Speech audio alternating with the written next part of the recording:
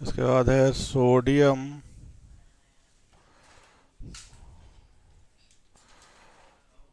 Hydrogen carbonate. Sodium hydrogen carbonate, इसे baking soda कहा जाता है।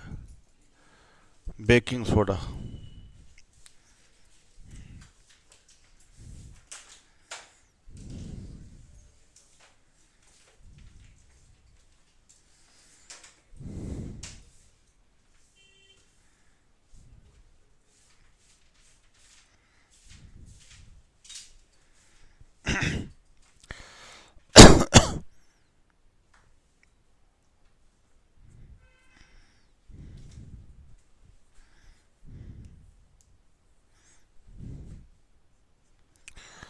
तो सॉरी, इसका फार्मूला जानते हैं, NaHCO3। सोडियम बाइकार्बोनेट भी कहा जाता है इसे। फिर है मेथड ऑफ प्रिपरेशन।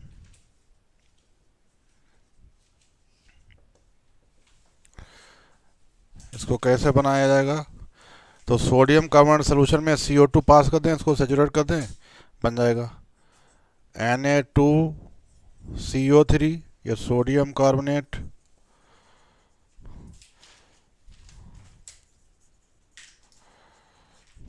सोल्यूशन है, इसके अंदर CO2 पास कर दें तो बन जाएगा 2NaHCO3। NaHCO3 sodium hydrogen carbonate बन जाता है। क्योंकि ये लेस सॉल्युबल है,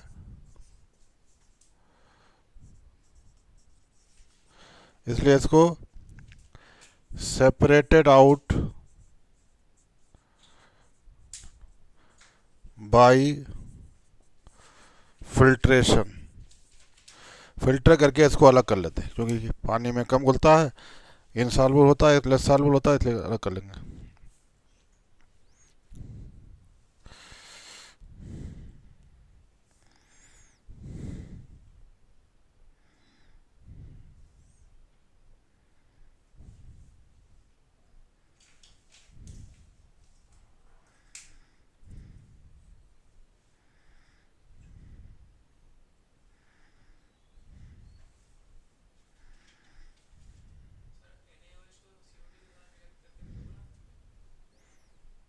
हम्म हम्म, तब भी बन जाएगा।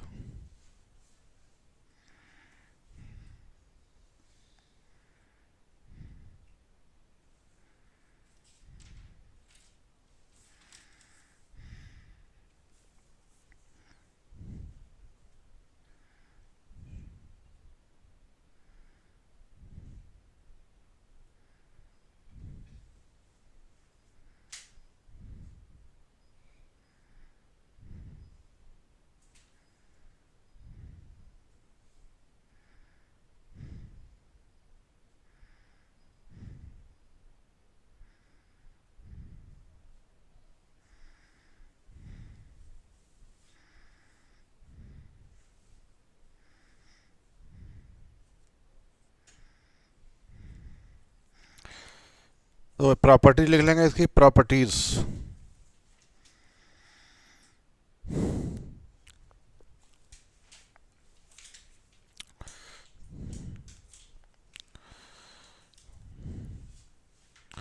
पहला अपन लेंगे, it is also known as baking soda. Also known as baking soda. Also known as baking soda. तो बेकिंग सोडा क्यों कहा जाता है इसे, आगे लिखेंगे, because it decomposes because it decomposes on heating to generate on heating to generate bubbles of bubbles, BUBBLES, bubbles of carbon dioxide, CO2, leaving LEAOEING, leaving holes in cakes, or pastries,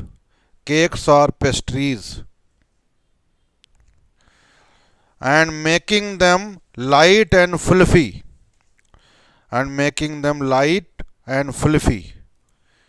FLUFFY, fluffy, making them light and fluffy. तो इसे baking soda क्यों कहा जाता है? क्योंकि इसका इस्तेमाल bakery में होता है, इसका इस्तेमाल होता है, क्योंकि इसको गर्म करते हैं, आटे मिलाते हैं, आटा गर्म होता है तो क्या होता है, CO2 निकलती है, CO2 जो है निकलती है, CO2 जब निकलती है आटे से पूरे तो नीचे निकलेगी CO2 गैस के फॉर्म में, तो आटा क्या हो जाएगा, पोरस हो जाएगा, जो है वो उसके अंदर छेद हो जाएंगे, छेद हो जाएंगे, ढीला हो जाएगा है पेस्ट्री। तो इस वजह से छेद जब हो जाएगा उसके अंदर हवा भर जाएगी तो हल्का भी हो जाएगा और फ्लफी भी हो जाएगा। तो इसका इस्तेमाल आटे को फुलाने के लिए पेस्ट्री वगैरह या केक वगैरह बनाने में इसका क्या आता है, यानी बेकरी में क्या आता है, इसलिए इसका नाम रखा गया बेकिंग सोडा, क्योंकि बेकरी में इस्तेमाल होता है इसलिए या खाने वाला सोडा घरों में भी होता है आटे को फुलाने के लिए, यही है खाने वाला सोडा जो होता है, यही सोडियम हाइड्रोजन कार्बोनेट। अगला पॉइंट लेंगे, it is a mild antiseptic,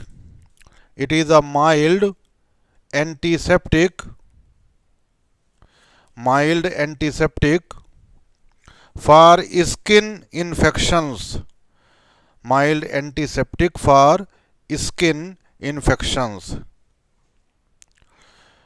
तो स्किन इन्फेक्शन के लिए ये माइल्ड एंटीसेप्टिक है।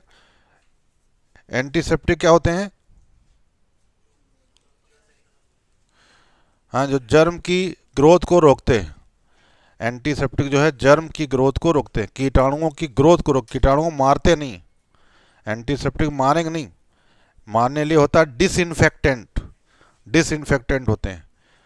एंटीसेप्टिक क्रीम जो होती हैं वो कीटाणुओं की ग्रोथ नहीं होने देते हैं, मारते नहीं, मारने लिए तो फिर ज़्यादा कंसंट्रेशन लेना पड़ेगा, ज़्यादा फर्श पे जो सफाई की जाती है तो वो सब डिसइंफेक्टेंट होते हैं, फिनाइल वगैरह और भी बहुत चीज़ें, तो वो कीटाणु नाशक वो जर्म को मार देते हैं, लेकिन एंटीसेप्टिक जो होती है वो जर्म को मारती नहीं, ग्रोथ को रोकती जाकर है।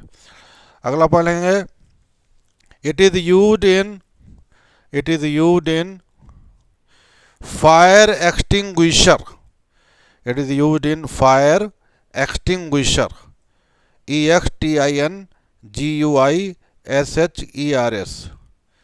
EXTINGUISHER, फायर एक्सटिंग्विशर, अग्निशामक, आग बुझाने में इसका इस्तेमाल होता है। ये जैसे सिलेंडर रखा हुआ है तो इसके अंदर HCl होगा और ये रखा होगा NaH दोनों, और जब इसकी वो खींचेंगे तो दोनों मिल जाएंगे, जब दबाएंगे ऐसा करके तो दोनों मिल जाएंगे, HCl और ये सोडियम हाइड्रोक्साइड, और इनके मिलने से क्या होगा, CO2 निकलेगी, और CO2 एकदम धुएं के रूप में निकलेगी, और जब CO2 पूरी धुएं छा जाएगी तो वहाँ पर ऑक्सीजन की सप्लाई बंद हो जाएगी और आग बुझ जाएगी, आग जो है बुझ जाती जाकर, ये होता है। तो इसका इस्तेमाल फायर एक्सटिंग्विशर में आग बुझाने में क्या आता जाकर है। तो ये तो हो गया sodium hydrogen carbonate baking soda के बारे में। अब हेडिंग डालेंगे biological importance of sodium and potassium, biological importance of sodium and potassium, biological importance of sodium and potassium.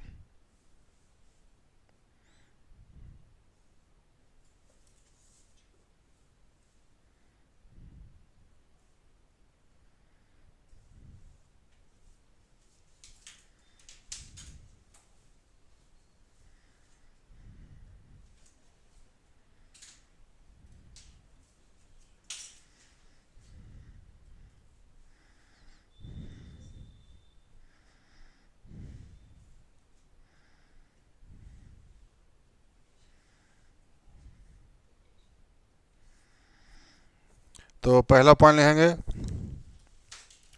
A typical 70 kg man, A typical 70 kg man, 70 kilo का अगर आदमी है man, contains about 90 gram of sodium, 90 gram of sodium, 90 gram, and 170 gram of potassium, and 170 gram of potassium, 170 gram potassium, compared with only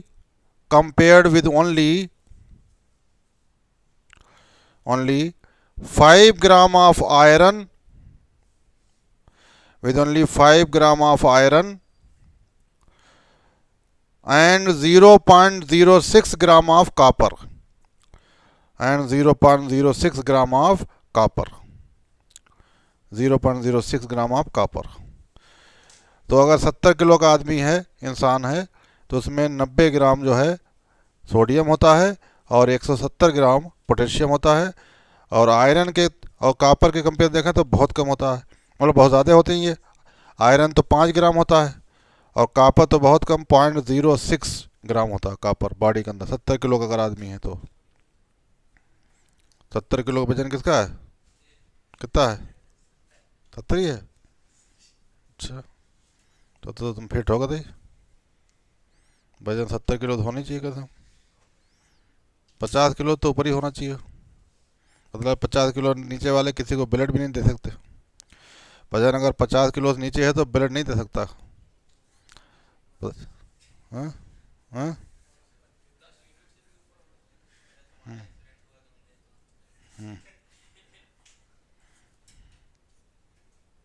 कौन कौन सा group है तुम्हारा?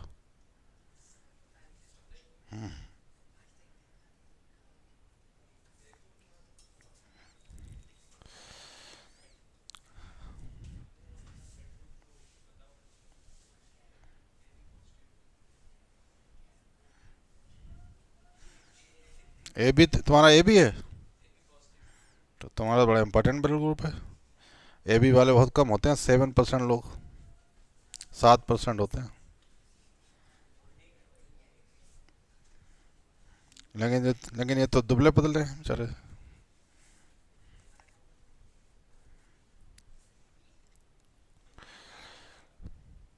अगला पॉइंट लिखेंगे, sodium ions are found primarily on the, sodium ions are found primarily on the, primarily, P-R-I-M-A-R-I-L-Y, primarily on the outside of cells, primarily on the outside of cells, कहाँ लगाएंगे, being located in blood plasma, being located in blood plasma, and in the interstitial fluid,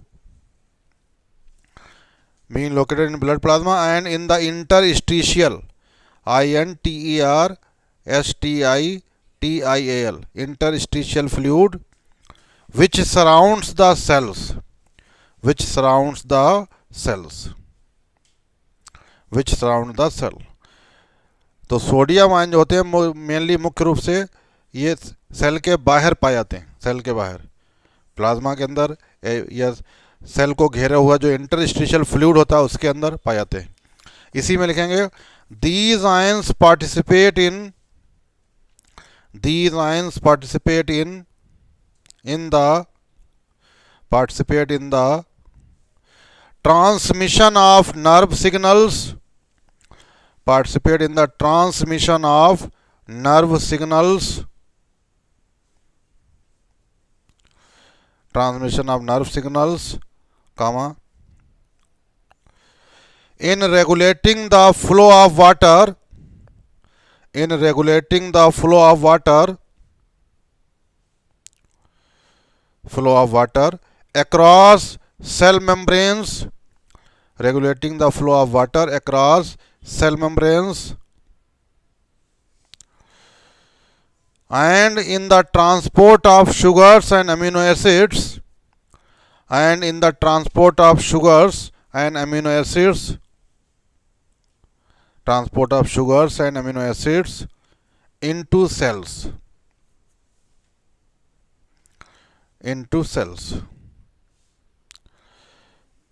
sugars, amino acids and amino acids into cells. तो ये इसका काम कहाँ कहाँ ये participate करते हैं? नर्व इम्पल्स के ट्रांसमिशन में, सेल मेम्ब्रेन के अक्रॉस इधर उधर मतलब पानी के फ्लो में, और शुगर और अमीनो एसिड के ट्रांसपोर्ट में। सेल के अंदर शुगर अमीनो एसिड जो ट्रांसपोर्ट होता है तो उसमें इन सब चीज़ों में ये सोडियम आयन जो होते हैं वो भाग लेते हैं, पार्टिसिपेट करते जाकर। अगला पॉइंट लेंगे, नेक्स्ट पॉइंट लेंगे, potassium ions are the most abundant, potassium ions are the most abundant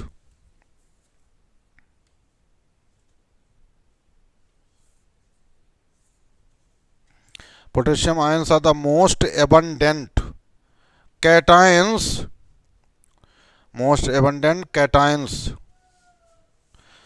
within cell fluids, cations within cell fluids, कहाँ लाएंगे? where they activate many enzymes,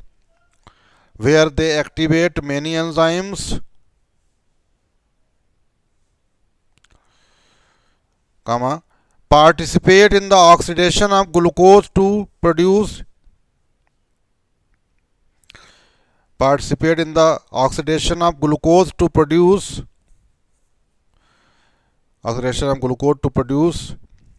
ATP,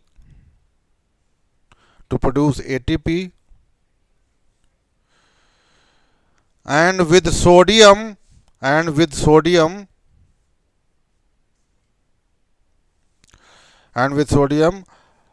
are responsible for the transmission of, ATP and with sodium are responsible for the transmission of nerve signals,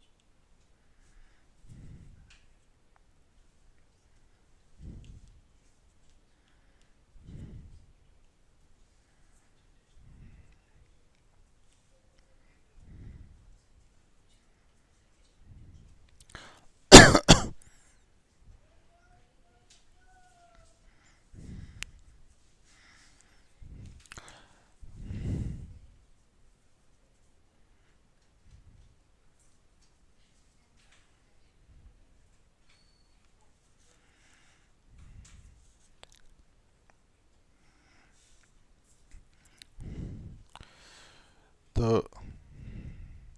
अगला point लिखेंगे, in blood plasma,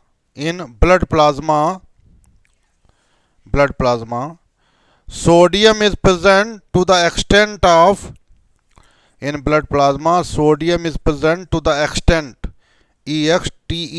extent of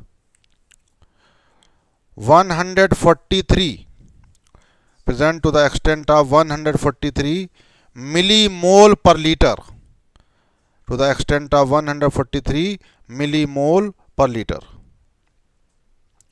whereas the potassium level is only, whereas the potassium level is only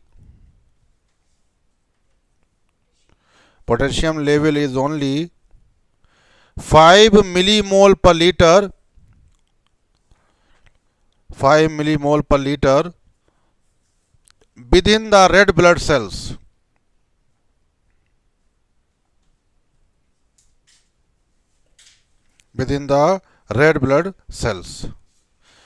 तो plasma के अंदर sodium का जो कितना हो सकता है, 143 मिलीमोल पर लीटर हो सकता है, जबकि आरबीसी के अंदर पोटेशियम कितना होता है, केवल 5 मिलीमोल पर लीटर होता है।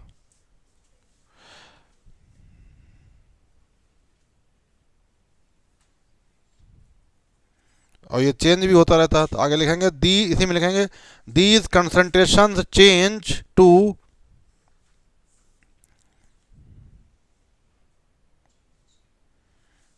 these concentrations change to 10 millimole per liter, change to 10 millimole per liter।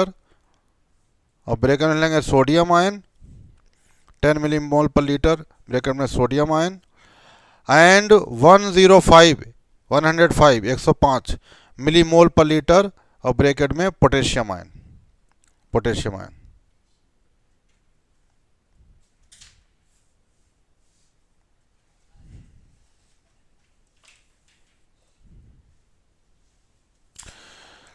These ionic gradients, इसी में लिखेंगे these ionic gradients, these ionic gradients demonstrate that, ionic gradient demonstrate that a discriminatory mechanism, demonstrate that a discriminatory, discriminatory, discriminatory mechanism, कहाँ लाएंगे, called the sodium potassium pump, discriminatory mechanism called the sodium potassium pump,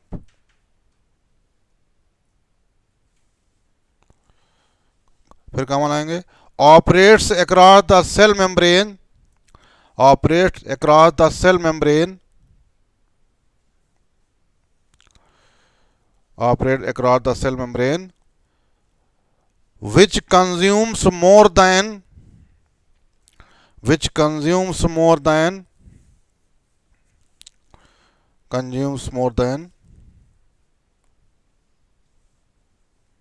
1/3 of the ATP, 1/3 of the ATP,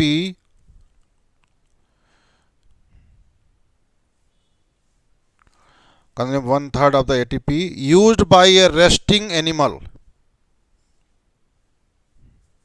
1/3 of the ATP used by a resting animal, used by a resting animal, and about 15 kg per 24 hour, and about 15 kg per 24 hour, about 15 kg per 24 hour in a resting human, in a resting human, in a resting human। तो देखिए इस पूरे point को समझ लीजिए। ये पूरा point ये कह रहा है कि सोडियम और पोटेशियम का जो कंसंट्रेशन है किसी भी सेल मेम्ब्रेन के इधर उधर दोनों साइड पर, अपोजिट साइड पर, मान लीजिए सेल मेम्ब्रेन है और इसके इधर ये उधर दोनों साइड पर इनका कंसंट्रेशन में काफ़ी वेरिएशन होता है। जैसे एग्जाम्पल तौर हमने लिखा है ब्लड प्लाज्मा, मान लीजिए ये आरबीसी है, अब आरबीसी इधर जो आरबीसी के इधर ब्लड प्लाज्मा है और ये आरबीसी है, बीच में झिल्ली लगी आरबीसी की।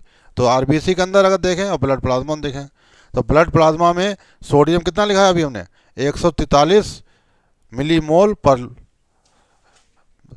पर लीटर, और जबकि आरबीसी के अंदर पोटेशियम कितना होता है, ओनली 5 मिलीमोल पर लीटर होता है। और ये बदलता भी रहता है, उल्टा भी हो सकता है, जाकर चेंज हो सकता है कंसंट्रेशन, कितना हो सकता है, सोडियम 10 मिलीमोल पर लीटर हो सकता है, पोटेशियम 105 मिलीमोल होता, चेंज होता है। तो ये जो कंसंट्रेशन में बदलाव हो रहा है सोडियम और पोटेशियम, ये एक डिस्क्रिमिनेटरी मैकेनिज्म है, एक ख़राब मैकेनिज्म है, इसे कहते हैं सोडियम पोटेशियम पंप कहते हैं। इससे क्या होता है कि जितनी अगर आदमी कोई एनिमल है आराम से जो बैठा हुआ, उसकी एटीपी जितनी वो खर्च कर रहा है उसकी 1/3 तो इसी में खर्च हो जाती है, 1/3 एटीपी जो है इसी में खर्च हो जाती है। ये खाली ये सोडियम पोटेशियम मैकेनिज्म चल रही, सोडियम आयन इधर जा रहे हैं, पोटेशियम आयन उधर जा रहे हैं, इनमें जो चेंज आ रहा है कंसंट्रेशन में, सोडियम पोटेशियम है, कंसंट्रेशन चेंज होने में 1/3 एटीपी खर्च हो जाती है सोडियम पोटेशियम पंप की मैकेनिज्म। तो ये डिस्क्रिमिनेटरी है, ख़राब मैकेनिज्म है।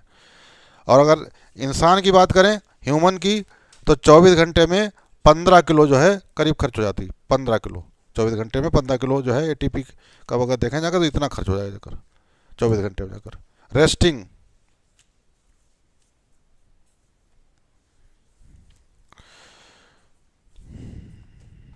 तो ये तो अब पहला ग्रुप पूरा हो गया कंप्लीट, पहला ग्रुप। इसमें एक दो क्वेश्चन।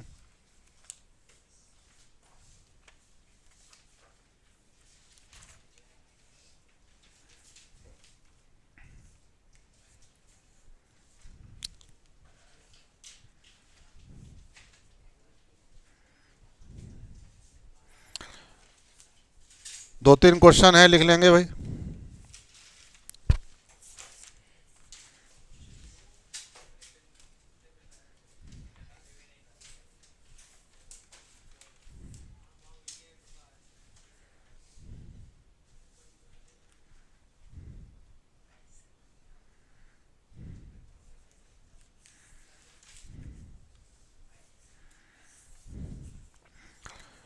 तो देखिए क्वेश्चन लिखेंगे, the ease of ease EASE ease of adsorption of the ease of adsorption ADSORPTION adsorption of the hydrated alkali metal ions hydrated alkali metal ions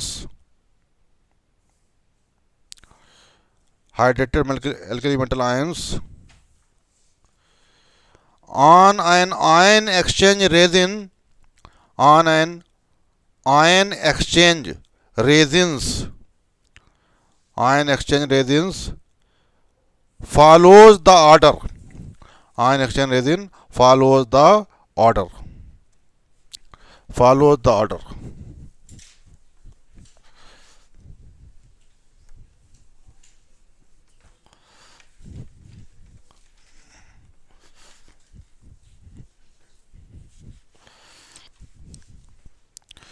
तो देखिए क्या ऑर्डर फॉलो होगा जाकर यहाँ पर। तो पहला है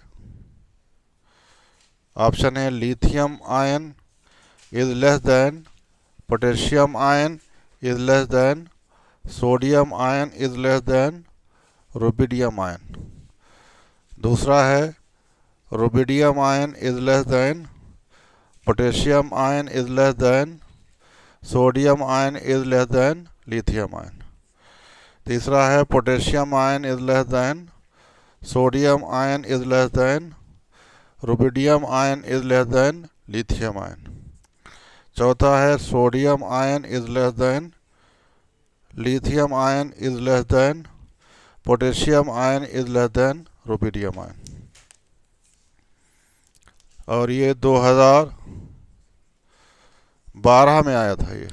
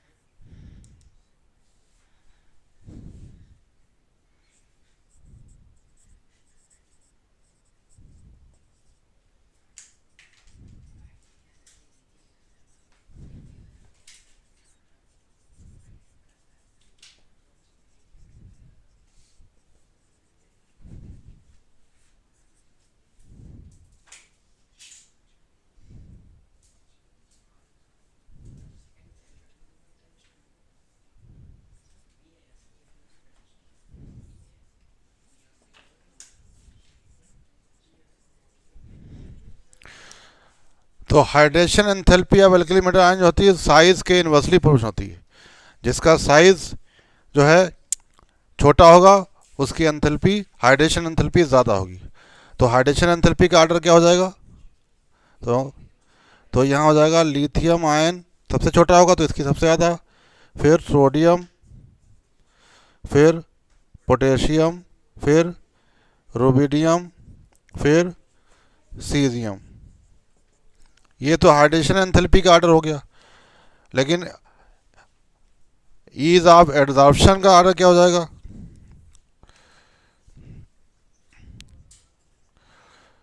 तो ease of adsorption, adsorption of alkali metal ion. तो एडजॉर्प्शन का जो होता है ऑर्डर वो इनवर्स हाइड्रेशन एंथैल्पी के डायरेक्टली प्रोपोर्शनल, तो वही ऑर्डर रहेगा। तो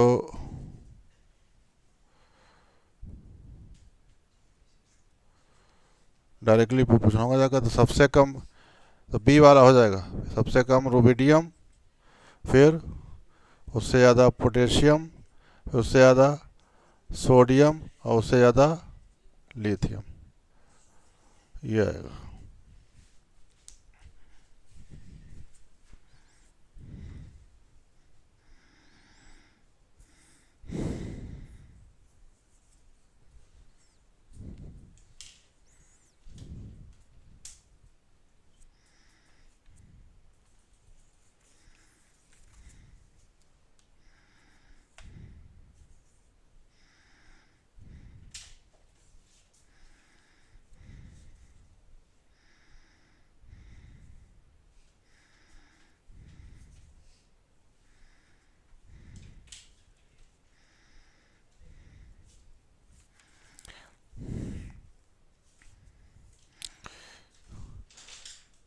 फिर एक और क्वेश्चन लिखेंगे,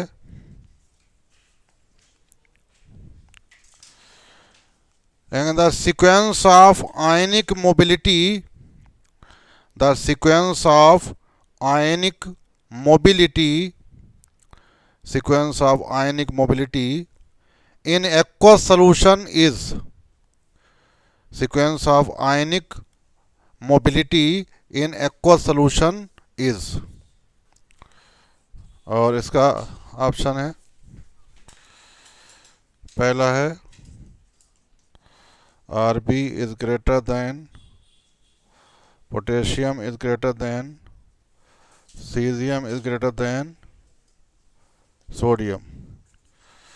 दूसरा आ जाएगा sodium ion is greater than, potassium ion is greater than, rubidium ion is greater than caesium ion.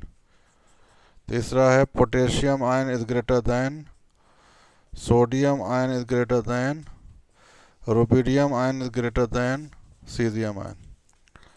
चौथा है caesium ion is greater than, rubidium ion is greater than, potassium ion is greater than sodium ion. तो 2008 में आया हुआ है। तो जो आयनिक mobility जो होती है, आयनिक गतिशीलता जिसे कहते हैं, ये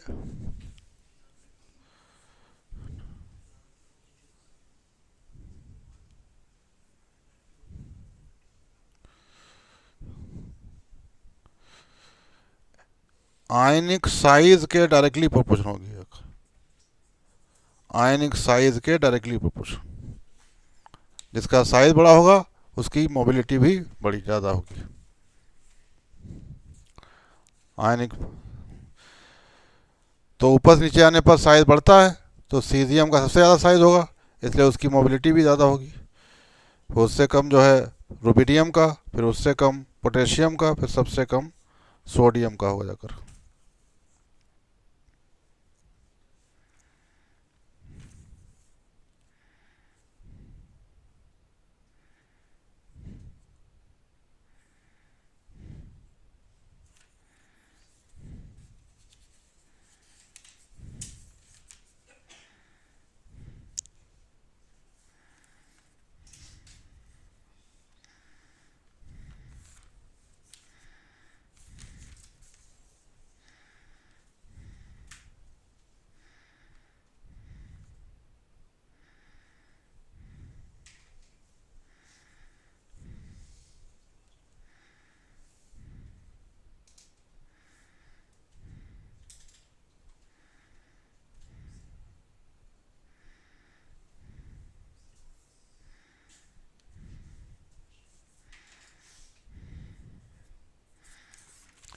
एक और लिख लेंगे question.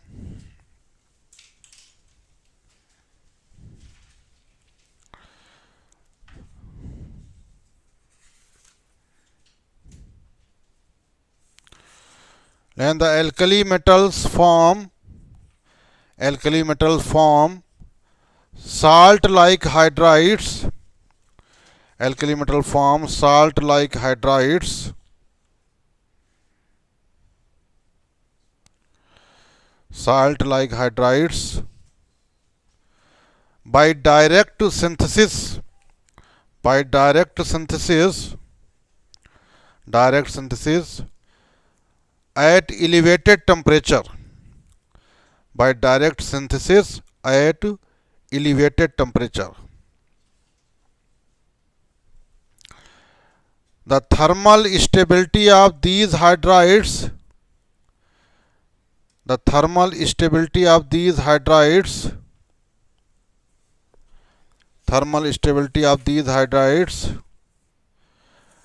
decreases in which of the following orders?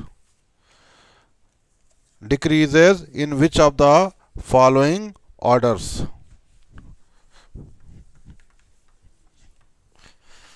In which of the following orders?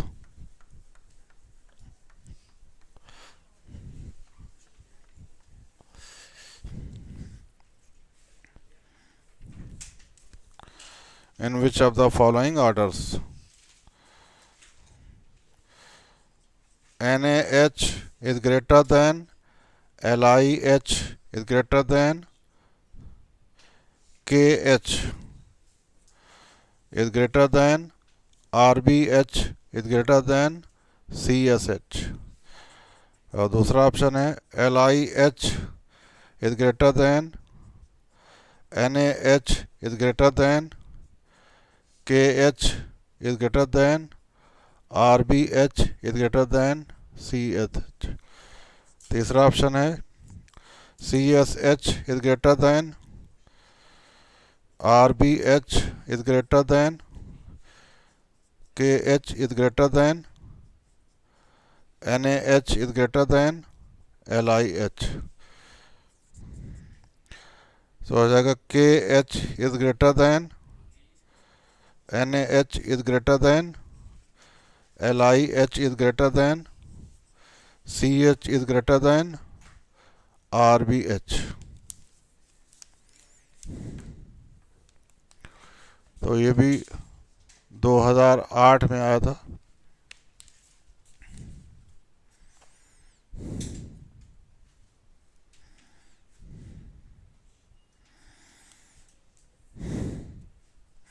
तो देखिए फर्स्ट ग्रुप में पहला LiH, फिर से नीचे जाएंगे NaH, फिर से नीचे जाएंगे KH, फिर से नीचे RBH, ये हाइड्राइड हैं। तो ऊपर से नीचे जाने पर क्या होता है, पहला तो आयनिक करेक्टर तो बढ़ता है, इंक्रीजेस। दूसरा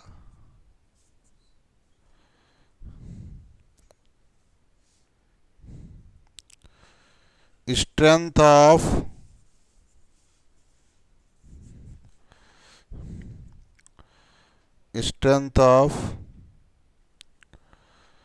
MH बॉन्ड, इस बॉन्ड की जो मजबूती है वो decreases. Strength of MH bond decrease करेगी। अब जब बॉन्ड की मजबूती डिक्रीज करेगी, इसका मतलब पहला वाला बॉन्ड सबसे ज़्यादा मजबूत होगा, तो ये थर्मली स्टेबल भी ज़्यादा होगा जाकर। तो इसका मतलब क्या है, थर्मल स्टेबिलिटी जो है वो डिक्रीज करेगी। Thermal stability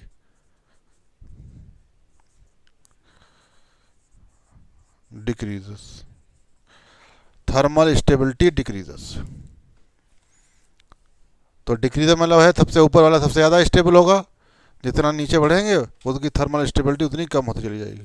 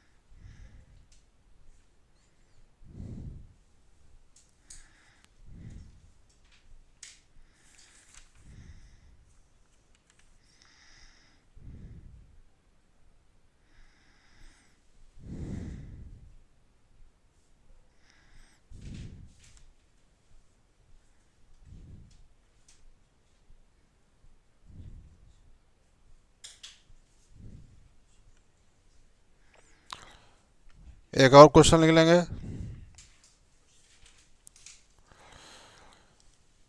which compound will show the highest lattice energy? Which compound will show the highest lattice energy? will show the highest lattice energy? Which compound will show the highest lattice energy? और option यहां पर है, पहला option है RBF, दूसरा है CSF, तीसरा है NAF, चौथा है KF। तो 1993।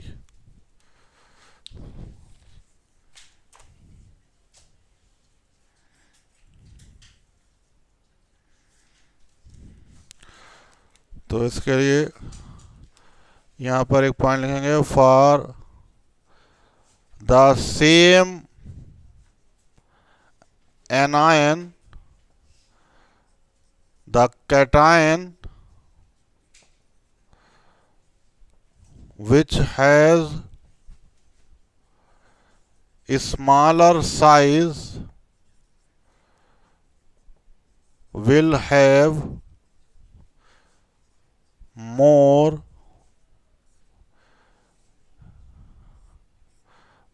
lattice energy।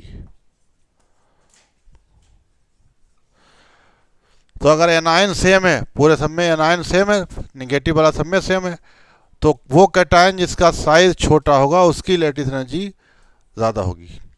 अब इनमें सबसे छोटा साइज किसका होगा? सोडियम का, तो यही हो जाएगा NaF।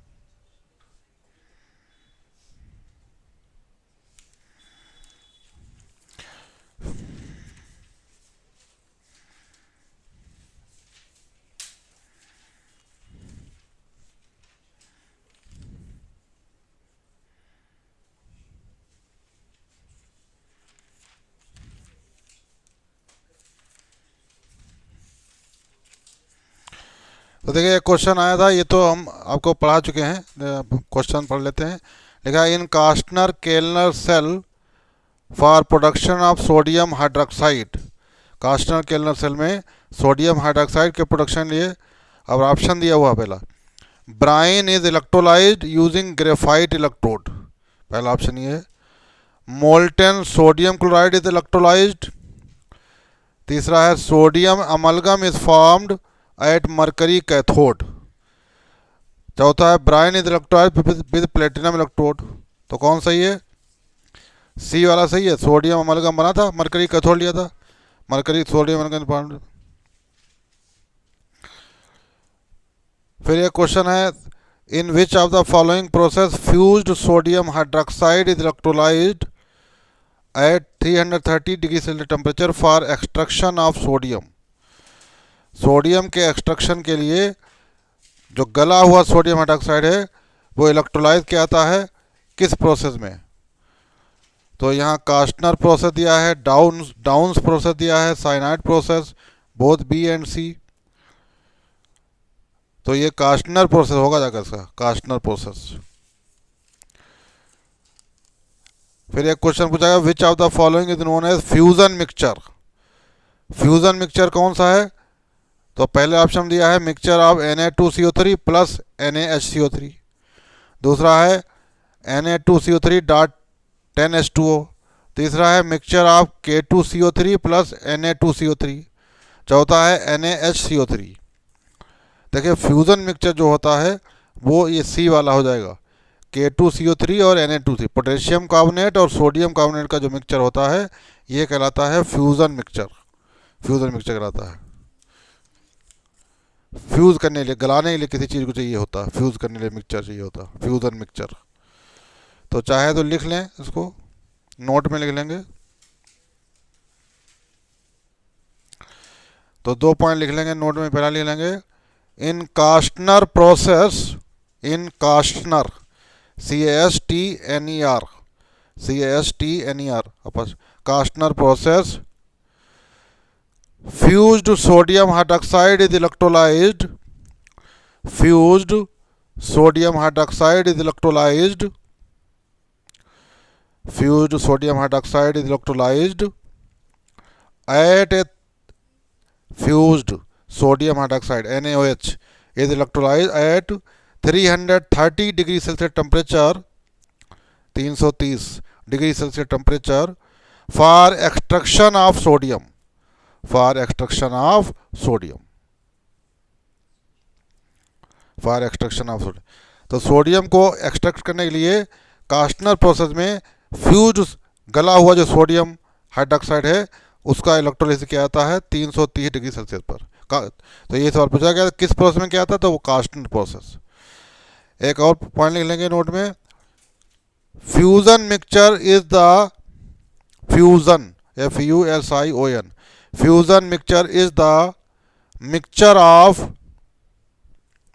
Fusion mixture is the mixture of potassium carbonate K2CO3, mixture of K2CO3 plus Na2CO3, K2CO3 plus Na2CO3, इनका मिक्सचर कहलाता है फ्यूजन मिक्सचर। तो ये अब पूरा ग्रुप जो है, पहला ग्रुप कंप्लीट हो गया, एल्कली मेटल है। अब आपको इतना ही पढ़ना है इसमें, अब इससे ज़्यादा कुछ नहीं पढ़ना इसमें, जितना है बस इतना ही याद रखना है। हाँ, इसी में से तो आ जाएगा वैसे, इसी में जो भी आएगा तो इसी में से आएगा जाकर, इतना पढ़ना है बस। लेकिन ये बार बार पढ़ना है, एक बार में आप सवाल नहीं कर पाओगे ये सब। हाँ, बाकी फिर कल देखेंगे अगला ग्रुप।